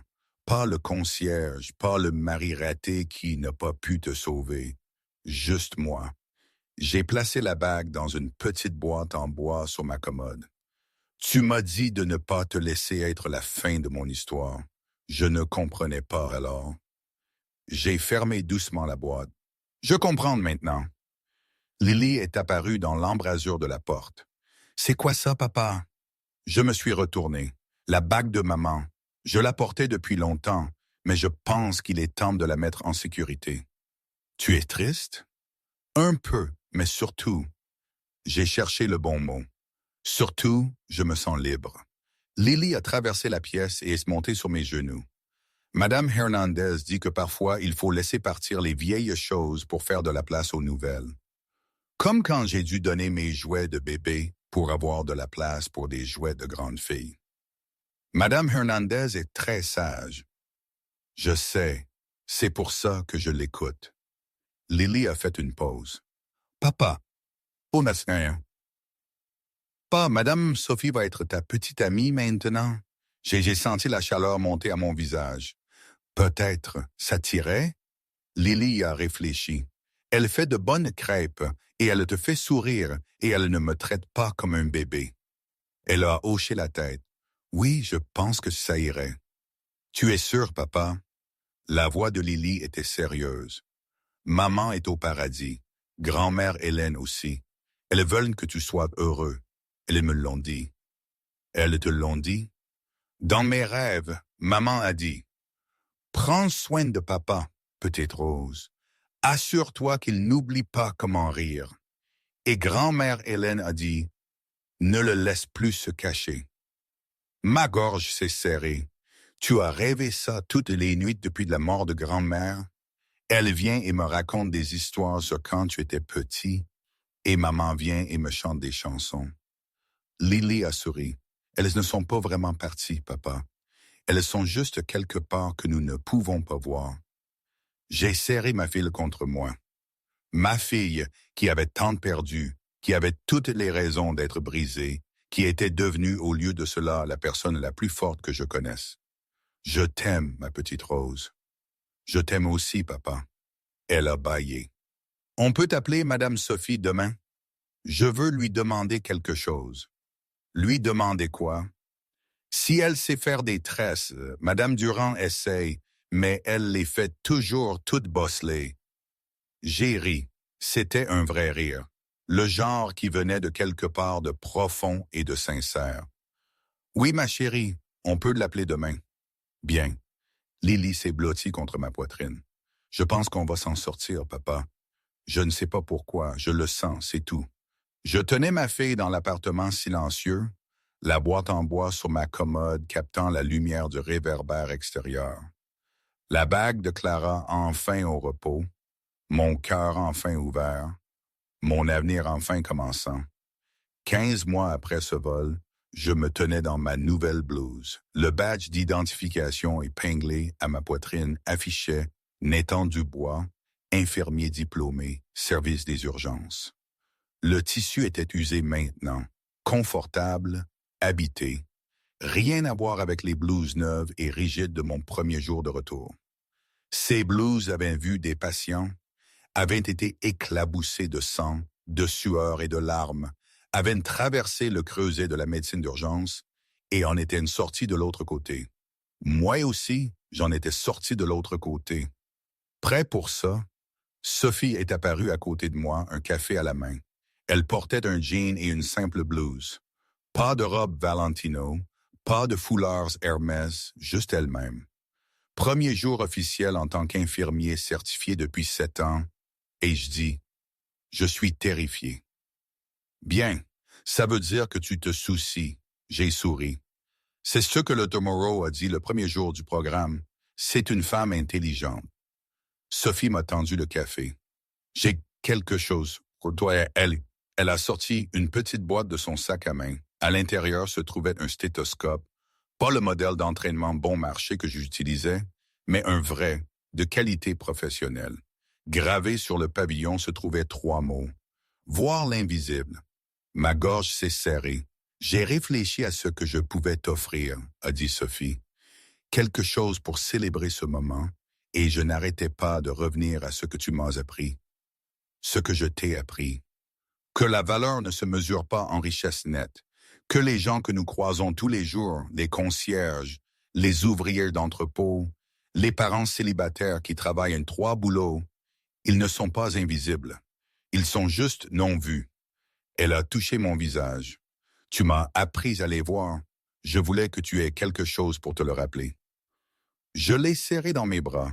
Ils sont restés là, dans le couloir de l'hôpital, se tenant l'un l'autre, 2 personnes qui s'étaient trouvées à 10 000 mètres et qui, d'une manière ou d'une autre, avaient réussi à s'accrocher. Je t'aime, ai-je dit. Les mots venaient facilement maintenant. Il les avait dit des dizaines de fois au cours des derniers mois, chuchotés dans le noir, prononcés au petit déjeuner, envoyés par SMS au milieu de la nuit quand l'un d'eux ne pouvait pas dormir. Je t'aime aussi. Sophie s'est reculée, les yeux brillants. Maintenant, va sauver des vies. Je vais chercher Lily à l'école. Tu n'as pas à le faire. Je veux. On va s'entraîner à tresser. Elle a souri. Elle a été très patiente avec ma courbe d'apprentissage. J'ai ri. Lily avait en effet été patiente, surtout parce que Sophie la corrompait avec des glaces après chaque tentative réussie. Je te vois ce soir, ai-je dit. Ce soir. Sophie m'a embrassé. Va être un héros. Je suis entré dans le service des urgences. Le chaos m'a frappé immédiatement. Les bips des moniteurs, le personnel en mouvement, le pandémonium contrôlé d'un hôpital urbain très fréquenté. Il y a 7 ans, ce son aurait déclenché des crises de panique. Maintenant, c'était comme rentrer à la maison. Dubois, l'infirmière en chef m'a fait signe de la main. On a un accident multivéhicule qui arrive. État 3 minutes. Vous êtes dans l'équipe de traumatologie 2. Compris. J'ai attrapé mon équipement et me suis dirigé vers le quai des ambulances. Mon cœur battait la chamade, mais mes mains étaient instables. Ma formation était solide. Mes compétences étaient affûtées. Les portes de l'ambulance se sont ouvertes. Une femme a été transportée inconsciente, le visage couvert de sang. Les ambulanciers hurlaient des signes vitaux, énumérant les blessures, relayant tout ce qu'ils savaient. Je me suis mis en mouvement. Mes mains se souvenaient de tout. Le contrôle des voies respiratoires, l'évaluation du pouls, le triage rapide des blessures. J'ai donné des ordres, coordonné avec l'équipe, travaillé avec la précision que 8 ans en soins intensifs et 15 mois de recyclage avaient gravé dans ma mémoire musculaire. Quelque part au fond de mon esprit, une voix a murmuré. C'est qui tu es. C'est qui tu as toujours été. 3 heures plus tard, la femme était stabilisée. Je me tenais dans le couloir, épuisé, euphorique, couvert des preuves d'une bataille gagnée. Un chirurgien s'est approché de moi. Le docteur Fournier, un vétéran de l'unité de traumatologie. C'était du bon travail là-dedans, Dubois. Merci, docteur. Où avez-vous été formé? UC Saint-Louis, parti en 2016. Le docteur Fournier a haussé un sourcil. 7 ans d'absence et vous gérez un traumatisme comme ça. La plupart des infirmiers qui ont été absents aussi longtemps ne trouveraient pas une veine du premier coup. J'ai eu de bons professeurs, ai-je fait d'une pause, et de bonnes raisons de revenir. Quelles que soient les raisons, gardez-les. Nous avons besoin de plus d'infirmiers comme vous. Le docteur Fournier m'a tapé sur l'épaule et est parti. Je me suis appuyé contre le mur, laissant le poids de la journée s'installer sur moi. J'avais réussi. Après 7 ans à me cacher, 7 ans à croire que j'étais brisé, 7 ans à nettoyer des toilettes et à charger des cartons et à survivre aux marges de l'existence, j'avais réussi. J'étais infirmier à nouveau. Mon téléphone a vibré. Sophie. Comment ça s'est passé? J'ai sauvé une vie aujourd'hui. Bien sûr que tu l'as fait. J'ai pu entendre le sourire dans sa voix. C'est ce que tu fais. J'ai failli oublier. Pendant 7 ans, j'ai failli oublier que c'est qui je suis. Tu n'as pas oublié. Tu t'es juste perdu un moment. La voix de Sophie s'est adoucie. Mais tu as retrouvé ton chemin et je suis si fier de toi. J'ai senti des larmes me piquer les yeux. Merci pour tout. Pour avoir cru en moi quand je ne croyais pas en moi-même. Tu m'as d'abord sauvé la vie. Rappelle-toi, je ne faisais que te rendre l'appareil. C'était plus que ça. Je sais. Elle a fait une pause. Rentre bientôt. Lily et moi faisons le dîner. Lily fait le dîner. Je supervise, ce qui veut dire que j'essaie de ne rien brûler. J'ai ri. Je serai là dans 1 heure.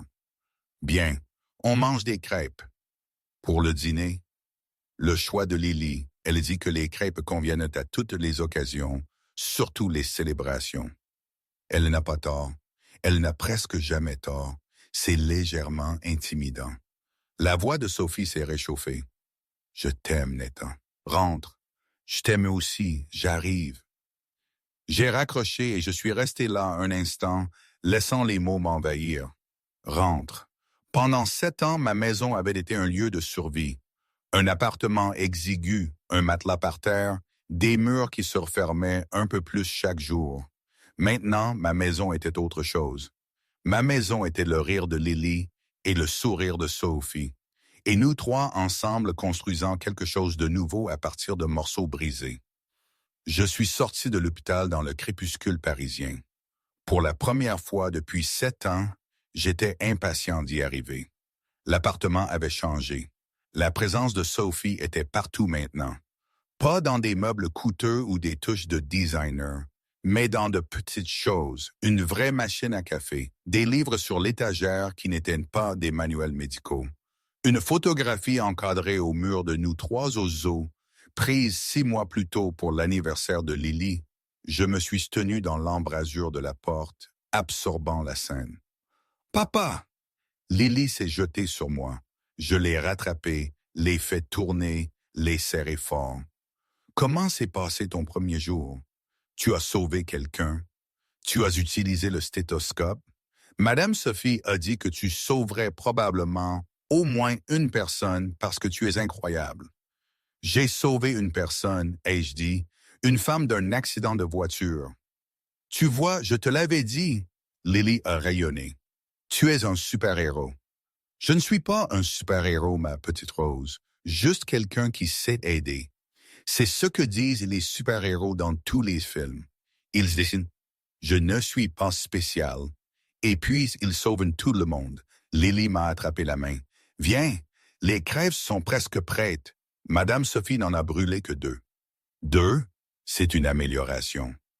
Je sais, je lui ai dit qu'elle s'améliorait. Ils sont entrés dans la cuisine ensemble. Sophie se tenait devant la cuisinière, portant un tablier sur lequel il était écrit « Meilleure cuisinière du monde, presque ». Un cadeau de Lily. « Le héros est de retour », a-t-elle dit. « La cuisinière brûle les crêpes », ai-je répondu. Seulement 2 cette fois. Sophie a retourné une crêpe avec un soin exagéré. Je suis pratiquement une professionnelle. Je l'ai entourée de mes bras par derrière. Merci d'être là. Il n'y a nulle part ailleurs où je préférerais être. Elle s'est appuyée contre moi. C'est que j'ai cherché pendant 42 ans sans le prendre. Qu'est-ce que c'est? Une raison de rentrer à la maison. Lily est apparue entre eux, se serrant dans le câlin. Câlin de groupe. On n'a pas fait de câlin de groupe depuis genre 2 jours. 2 jours entiers. J'ai serré plus fort. C'est pratiquement une éternité. Ils sont restés là dans la cuisine, les 3 enlacés, tandis que les crêpes grésillaient sur la plaque. Ce n'était pas parfait. L'appartement était petit. Sophie travaillait encore trop d'heures. Je m'adaptais toujours aux exigences des soins infirmiers d'urgence. Lily faisait encore des cauchemars. Posait parfois des questions sur sa mère et sa grand-mère auxquelles personne ne pouvait entièrement répondre. Mais c'était réel, c'était honnête, c'était à eux. Et c'était suffisant. 6 mois plus tard, Sophie a vendu son penthouse. « Tu es sûr de ça? » ai-je demandé, regardant les déménageurs emporter des cartons de l'immeuble où elle avait vécu pendant 15 ans. « Absolument sûr. C'est un appartement à 70 millions d'euros et tu emménages dans une maison à 3 chambres à côté du parc Monceau. L'appartement était un monument à la solitude, la maison va être un foyer. » Sophie a pris ma main. De plus, Lily a besoin d'un jardin. Elle a été très claire là-dessus. Elle veut un chien.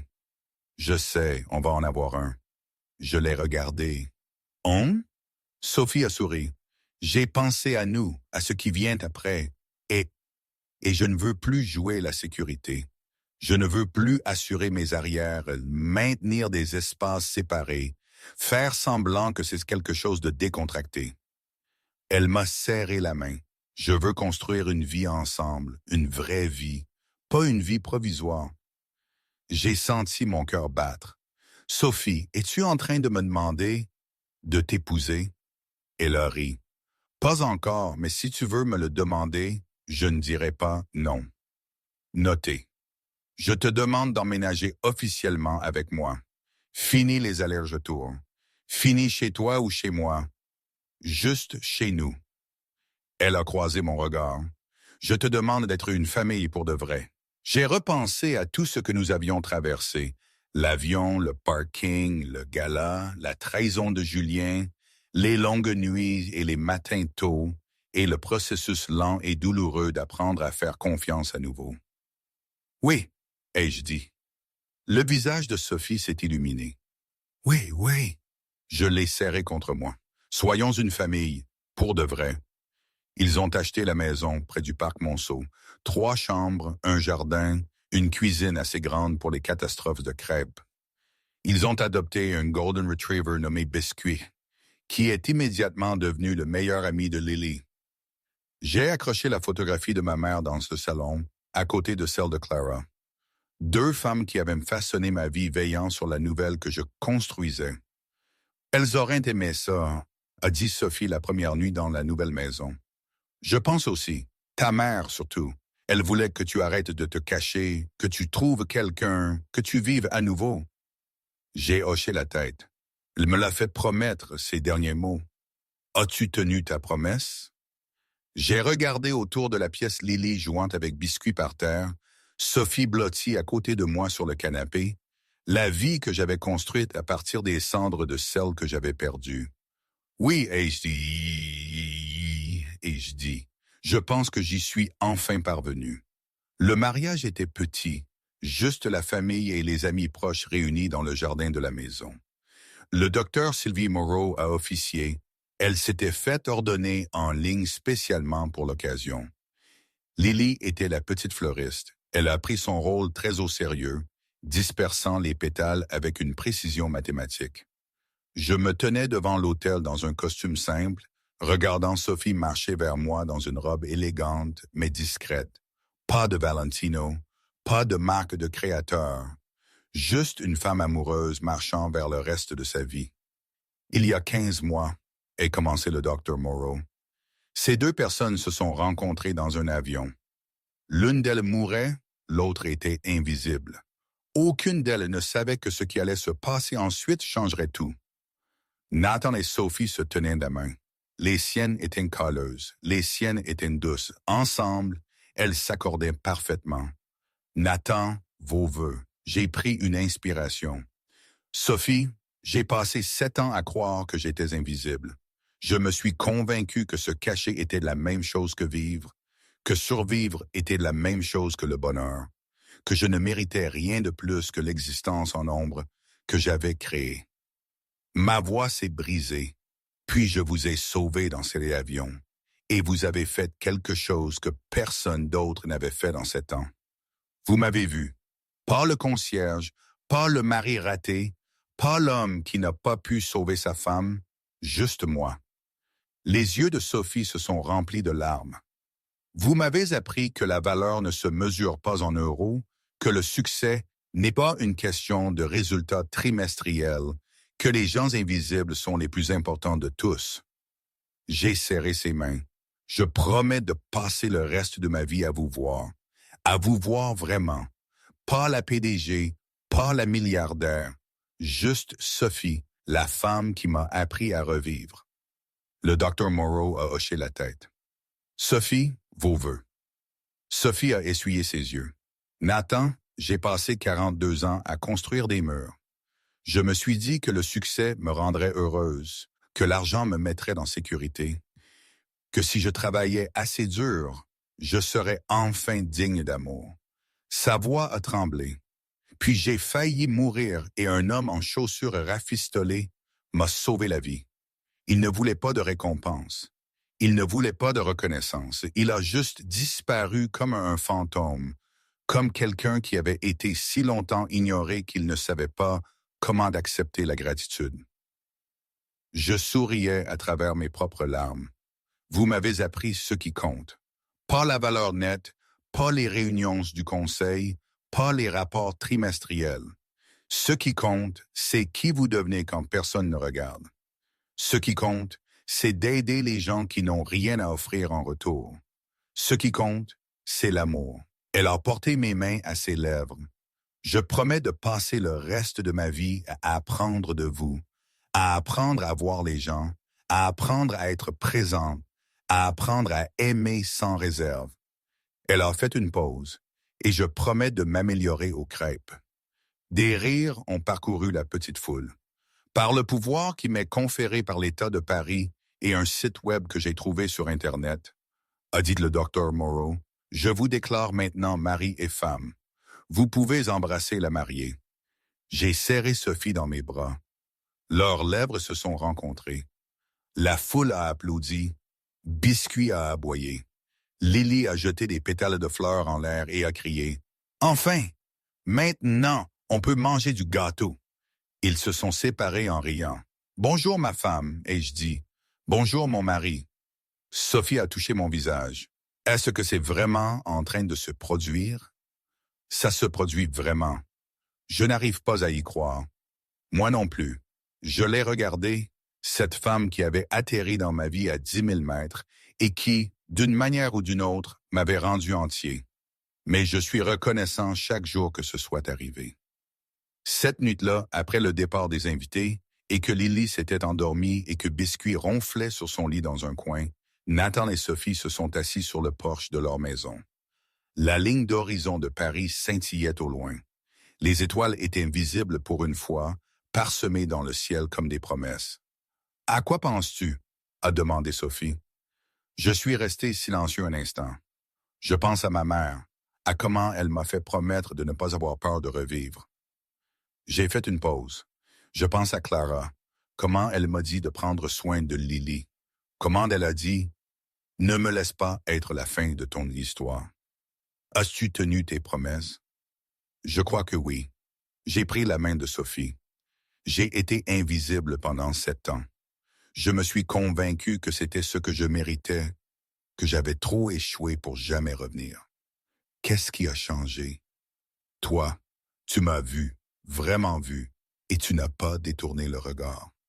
Sophie s'est appuyée contre mon épaule. Je mourais depuis 42 ans sans le savoir, a-t-elle dit, construisant mon empire, grimpant mon échelle, sans jamais m'arrêter assez longtemps pour réaliser que j'étais seul. Qu'est-ce qui a changé? Toi, tu m'as appris que le succès ne signifie rien s'il n'y a personne pour le partager, que la valeur ne se mesure pas en euros, que les gens invisibles sont souvent les plus visibles de tous si tu prends la peine de regarder. Ils sont restés dans un silence confortable. Je vais agrandir la fondation, a dit Sophie après un moment. Plus de bourses, plus de programmes, plus de moyens d'aider les gens qui ont été oubliés par le système. J'aiderai. J'espérais que tu dirais ça. Elle s'est tournée pour me regarder. On pourrait faire tellement de choses, Nathan, ensemble. Améliorer le système. Aider des gens comme toi, tu as été aidé. S'assurer que personne n'ait plus à être invisible. C'est pour ça que tu m'as épousé, pour mes compétences d'infirmier. Sophie a ri, en partie, et aussi parce que tu fais un excellent café, et parce que tu es la seule personne qui m'ait jamais vu pour qui je suis vraiment. Sa voix s'est adoucie et m'a aimé quand même. Je l'ai serré contre moi. Je vais passer le reste de ma vie à t'aimer, ai-je dit, à rattraper toutes les années que nous avons perdues, à construire quelque chose qui compte. Promis? Promis. Sophie l'a embrassé, doux et tendre et plein d'espoir. Alors commençons, a-t-elle murmuré. Nous avons beaucoup de temps à rattraper. 1 an plus tard, Nathan et Sophie se tenaient dans un autre avion, première classe cette fois, une conférence médicale à Boston. Sophie avait insisté. Nathan avait cessé de protester. Lily était assise entre eux, lisant un livre sur les chiens. Biscuit était à la maison avec une gardienne de chiens qui coûtait plus cher de l'heure que ce que Nathan gagnait à l'entrepôt. En plein vol, un homme âgé à la rangée 3 s'est agrippé à sa poitrine. Nathan était hors de son siège avant même que l'appel à l'aide médicale ne soit terminé. Sophie était juste derrière lui, tirant déjà des fournitures du kit médical au-dessus. Ils ont travaillé ensemble, sans accroc, synchronisés, une équipe forgée par la crise et la confiance et quelque chose qu'aucun d'eux ne s'était attendu à trouver. Contrôle du pouls, administration d'aspirine, surveillance des signes vitaux, voix calme perçant la panique, passagers stabilisés, ambulanciers en attente à Logan. Une jeune hôtesse de l'air qui avait tout observé les a approchés après, les yeux grands ouverts. Comment faites-vous ça? Vous travaillez comme si vous étiez partenaire depuis toujours. J'ai souri. Quelqu'un a cru que je valais la peine d'être sauvé. Elle m'a appris à le croire aussi. Sophie a pris ma main et il m'a appris ce que la valeur signifie vraiment. Que ça n'a rien à voir avec l'argent et tout à voir avec qui on devient quand personne ne regarde. L'hôtesse de l'air a regardé entre eux. C'est magnifique. C'est vrai, a dit Lily, levant les yeux de son livre. Ils sauvent les gens. C'est ce qu'ils font. Ils se sont sauvés mutuellement d'abord. Et maintenant, ils sauvent tout le monde. J'ai regardé ma fille, 10 ans maintenant, grandissant si vite. Elle avait les yeux de sa mère et la sagesse de sa grand-mère, et un cœur assez grand pour aimer tous ceux qu'elle rencontrait. Elle a raison, a dit Sophie. Nous nous sommes sauvés mutuellement. Et maintenant nous sauvons tout le monde. J'ai serré ma femme et ma fille contre moi. Les trois se tenaient là, dans l'allée de l'avion. Une famille forgée par la tragédie et reconstruite avec amour. Les derniers mots de ma mère ont résonné dans ma mémoire. N'aie pas peur de revivre. J'avais eu peur si longtemps, 7 ans à me cacher, 7 ans à croire que j'étais invisible, 7 ans à penser que la survie était le mieux que je pouvais espérer. Mais survivre n'était pas vivre, et invisible n'était pas disparaître. Je l'avais appris à la dure. Je l'avais appris dans un avion à 10 000 mètres, sauvant une inconnue qui deviendrait l'amour de ma vie. Je l'avais appris sur un parking de cimetière, acceptant de l'aide quand la fierté hurlait de refuser. Je l'avais appris lors de sessions d'études nocturnes et de rotations cliniques matinales, et chaque jour depuis que j'avais décidé d'arrêter de me cacher et de commencer à vivre. L'homme invisible s'était enfin laissé voir. Et ce qu'il avait trouvé de l'autre côté, l'amour, la famille, un but, un sens, valait chaque moment de peur qu'il avait fallu pour y arriver. Aujourd'hui, qui sait? Parfois, je pense que c'était la meilleure chose qui pouvait m'arriver. Parfois, je pense que j'ai fait une erreur, que les cicatrices sont profondes, que rien n'est jamais vraiment effacé. Mais d'autres fois, la plupart du temps, je me dis que c'est ça la vie. Un mélange de tout, de bon et de moins bon. Ce n'est jamais parfait, n'est-ce pas? Mais c'est la mienne, c'est la nôtre. Et je suppose que c'est bien ainsi.